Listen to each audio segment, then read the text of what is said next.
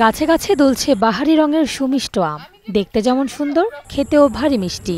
নানা প্রজাতির আমের এ বাগানটির মালিক রুমা অধিকারী। শখ থেকে শুরু হয় বাগান পরিচর্যার কাজ। 1 একর জায়গায় চাষ হচ্ছে আম। প্রায় 300 গাছে ফলন হয় 12 প্রজাতির আম। চিংমাই, গৌরমতি, চাকাপাত, ব্যানানা ও রেড পালমার সহ বাহারি রকম আমের চাষ হচ্ছে বাগানে।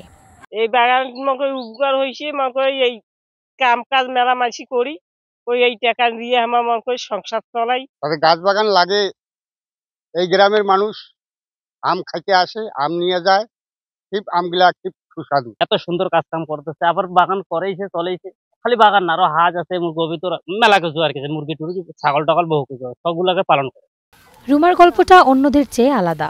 চাকরি নয়, শখ ছিল বাগান করা, উদ্যোক্তা হওয়া। সেই শখ থেকে এখন তিনি সফল। অন্যের কর্মসংস্থানের ব্যবস্থা করেছেন এ নারী। এবার আমের ফলন বেশি হয়েছে।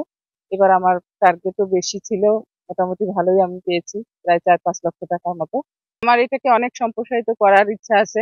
পাশে আমি আরো একটি বাগান করেছি ছোট, এরপরে আরো করব এবং ভবিষ্যতে আমি এই গ্রামটাকে একটা ফলের গ্রাম হিসেবে তৈরি করতে চাই। বাগান পরিচর্যায় উদ্বুদ্ধ করতে বিভিন্ন সহযোগিতার কথা জানালেন এ কৃষি কর্মকর্তা। সাইজ একটু ছোট হয়েছে এবং কিছু দাগ হয়েছে।